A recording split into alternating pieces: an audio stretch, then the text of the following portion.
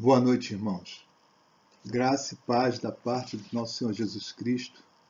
Queremos agradecer a Deus pela vida dos irmãos, daqueles que estão ao alcance da nossa transmissão, agradecendo porque Deus tem permitido nesses tempos de dificuldades estarmos reunidos em culto prestado a Ele. Queremos continuar pedindo aos irmãos que orem uns pelos outros e que nós possamos manter essa unidade que é característica do povo de Deus nas dificuldades.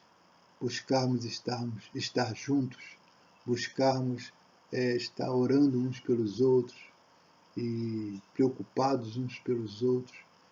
E queremos pedir aos irmãos que estejam firmes, permaneçam firmes, irmãos, depositando a sua confiança no Deus Todo-Poderoso, o Deus da nossa salvação. Eu quero compartilhar com os irmãos o texto que se encontra no segundo livro das Crônicas, no capítulo 32, nos versículos de 1 ao versículo de número 8. Assim está escrito na palavra de Deus: depois dessas coisas e dessa fidelidade, veio Senaqueribe, rei da Síria, e entrou em Judá, e acampou-se contra as cidades fortes, e intentou separá-las para si. Vendo, pois, Ezequias, que Senaqueribe vinha, e que seu rosto era de guerra contra Jerusalém, teve conselho com seus príncipes e os seus varões, para que se tapassem as fontes das águas que haviam fora da cidade. E eles os ajudaram. Assim, muito povo se ajuntou e tapou todas as fontes, como também o ribeiro que se estendia pelo meio da terra. E disseram: por que viriam os reis da Assíria e achariam tantas águas? E ele se fortificou e edificou todo o muro quebrado até as torres, e levantou outro muro para fora, e fortificou a Milo, na cidade de Davi, e fez armas e escudos em abundância, e pôs oficiais de guerra sobre o povo, e ajuntou-os assim na praça da porta da cidade, e falou-lhes ao coração, dizendo: esforçai-vos e tende bom ânimo, não temais nem vos espanteis por causa do rei da Síria, nem por causa de toda a multidão que está com ele, porque há um maior conosco do que com ele. Com ele está o braço de carne, mas com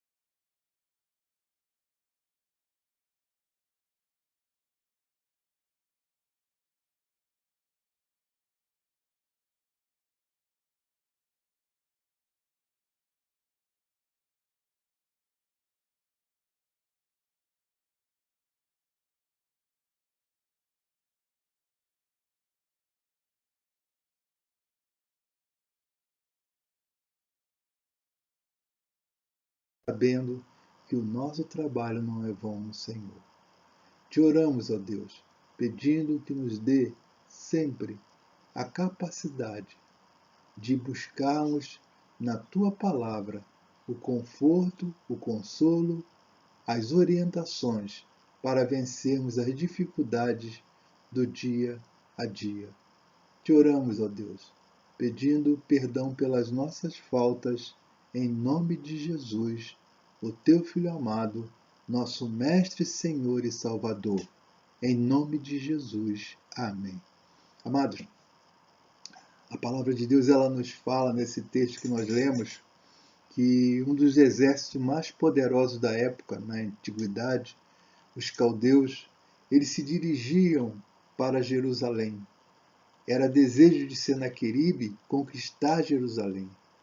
E então, para isso, ele sufoca as cidades fortes, chamadas também de cidades atalaias, e numa forma de amedrontar o reino de Judá. E Ezequias se põe de sobreaviso. Mas antes, um pouco, nós vemos que Ezequias, ele convoca o povo ao retorno da vida espiritual com a celebração da Páscoa. Ezequias se volta para o problema que representava para a vida nacional e prática de Israel, a prática da idolatria, que foi introduzida nos reinos do norte como do sul, pela convivência com os cultos pagãos das nações da época, que estavam em sua volta. Então, nós vemos então Ezequias fazendo um trabalho, dando prosseguimento a essa tarefa de limpeza espiritual e recuperação dos valores morais, dos valores sociais e também éticos de Israel. E Ezequias então inicia uma reforma nas leis referentes às ofertas dos dízimos e ao próprio culto no templo, pelas novas ordens que fez registrar para os sacerdotes e levitas. A ponto de que a palavra de Deus ela fala que Ezequias, no capítulo 31, versículo 20 do livro de 2ª Crônica, ele diz que assim fez Ezequias em todo Judá e fez o que era bom e reto e fiel perante o Senhor seu Deus. Ezequias foi um homem que convocou o povo a manter o ânimo. Ele convoca os príncipes, convoca os seus poderosos para que tapassem as fontes de água que haviam fora da cidade. E todos ajudaram Ezequias nesse propósito. Ele sabia que, cortando as fontes de água, ele criaria uma dificuldade para o exército dos caldeus, para Senaqueribe. Há momentos em nossas vidas que tudo parece calmo. As coisas fluem com certa naturalidade, nós estamos bem com Deus, com nossos compromissos com o seu reino, somos fiéis nos dízimos, não deixamos de ir à igreja, frequentamos a escola bíblica dominical, frequentamos os cultos, fazemos tudo certinho. Até que nos vemos cercados de problemas e tribulações inesperadas que nos deixam paralisados, sem saber como reagirmos. Isso acontece justamente por estarmos tão confiantes que nós não nos damos conta que o nosso adversário não dorme. O nosso adversário, ele está sempre atuando. O nosso adversário, ele está vivo e ativo nesse presente século. Mas os crentes atentos à palavra de Deus, que combatem o pecado, procuram praticar a palavra de Deus e não são apenas ouvintes estáticos. Esses crentes, eles representam uma ameaça ao reino das trevas e estão invadindo o seu território. Estão invadindo o território dos adversários. Portanto, esses crentes virão a serem alvos das investidas de Satanás. E quais as atitudes que nós temos que tomar diante das tribulações? Quais atitudes que nós temos que tomar diante das dificuldades? A primeira, nós podemos parar, chorar amargamente e ficarmos olhando para a nossa quase inexistente possibilidade de vitória. Alguns dos nossos inimigos, eles estão presentes e eles procuram aflorar nesse momento. O medo de fracassar, a autossuficiência, o nosso passado obscuro, o futuro sem fé, a adoção dos padrões do mundo. Todos eles estão atuantes em nossas vidas, liderados pelo nosso maior adversário. O apóstolo Pedro, na sua primeira carta, ele diz que o diabo, o nosso adversário, ele anda em derredor, bramando como um leão, buscando a quem possa tragar. Então, o apóstolo Paulo, ele, escrevendo aos Romanos, ele afirma que Deus é por nós. Ele afirma que Deus está no controle. Ele afirma que Deus está atuando. E que em Cristo nós somos mais do que vencedores. Uma outra atitude que nós podemos tomar diante das tribulações e das dificuldades é: podemos nos fortalecer em Deus usando suas armas e estratégias, enfraquecendo o inimigo.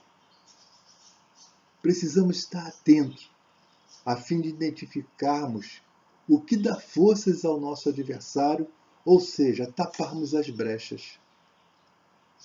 E na guerra espiritual, nós precisamos usar armas espirituais invisíveis, mas poderosas. Quais as decisões fundamentais para vencer o adversário? Eu quero pensar em 5 com os irmãos.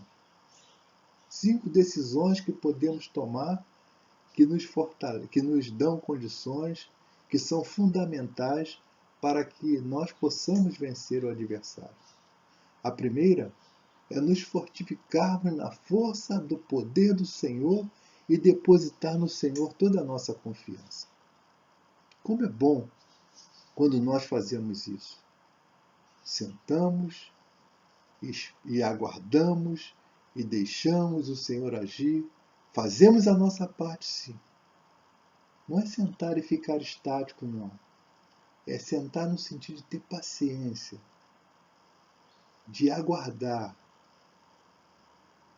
e saber que o Senhor, no Senhor está depositada a nossa confiança. E confiamos em Deus. A segunda é edificarmos o eu que está quebrado, fechando todas as brechas. Não sou eu. Não tenho forças, não tenho condições de sozinho vencer as adversidades e as dificuldades se não confiar na presença de Deus Todo-Poderoso em nossas vidas. De não depositar em suas santas mãos as nossas vidas e confiar que Ele está agindo. A terceira é estarmos vigilantes, vigiando e orando, e não viver de forma displicente. Como diz aí a música do mundo, a música popular, digo, deixa a vida te levar. Não, não deixa a vida te levar, não. Esteja vigilante, esteja orando, não viva de forma displicente.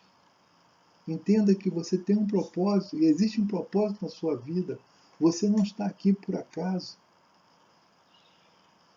A quarta decisão fundamental para vencer o adversário é equiparmos-nos da armadura de Deus.